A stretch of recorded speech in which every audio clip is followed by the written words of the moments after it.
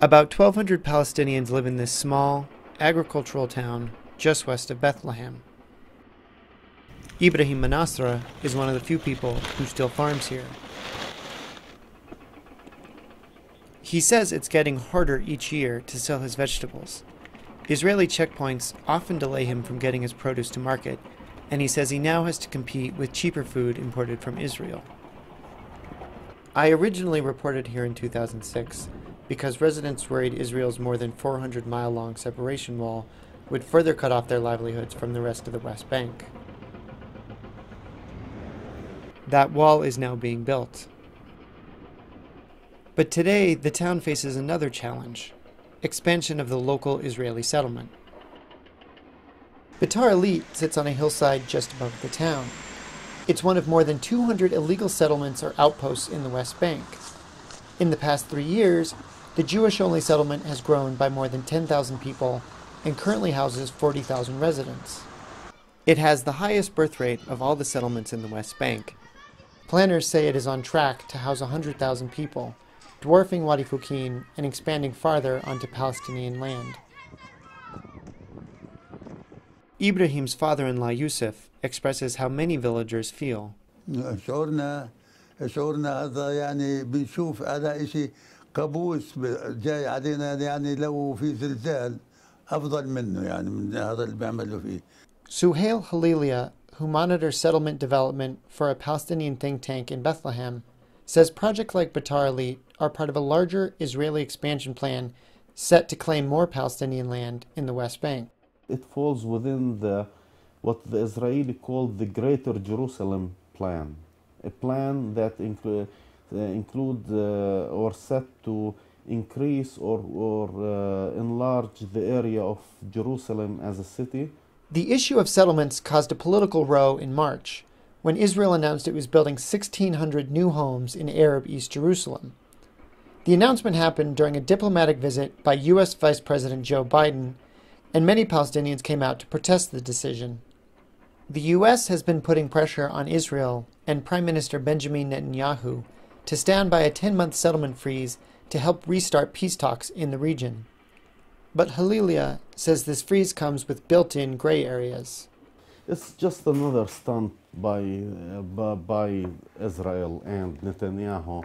But let's not blame everything on Netanyahu as a person, because this is an Israeli policy.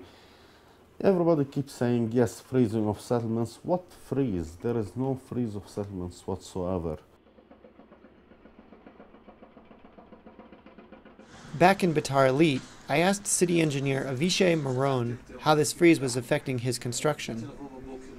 Beitar Illit is working according to law. Now I'm talking about as a city engineer. Whatever the government is letting us build, we build. Whatever it doesn't, we don't. In the valley below, Ibrahim continues to farm his land, but he now relies on the harvest for food instead of income.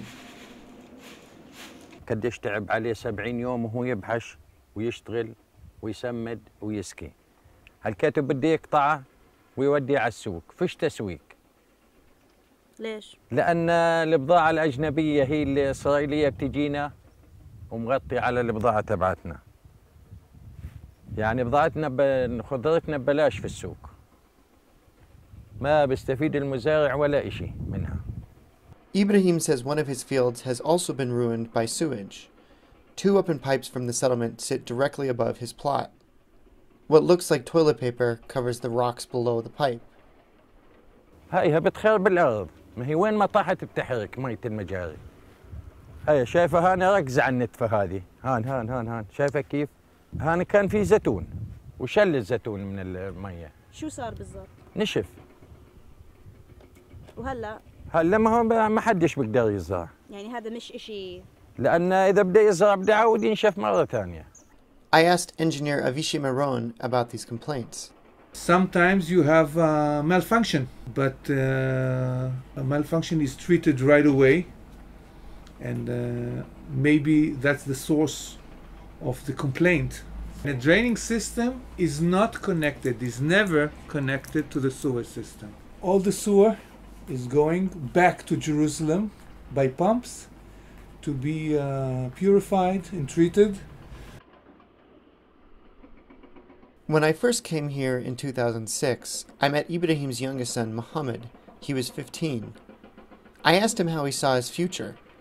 He told me he was scared by the separation wall, but still hoped to find productive work. Now 18, Muhammad works at one of the few jobs available to him and other young men in the village: construction at the settlement. At the end of the day, people need money and they need source of income for their families, and the only available source of income to be, seen in Wadi Fukin and maybe many communities around it is work inside the settlements itself, building the settlements, these same settlements that suffocate them. Eliyahu Na'eh, a spokesperson for Batar, said Palestinians from around the area work various jobs in the settlement.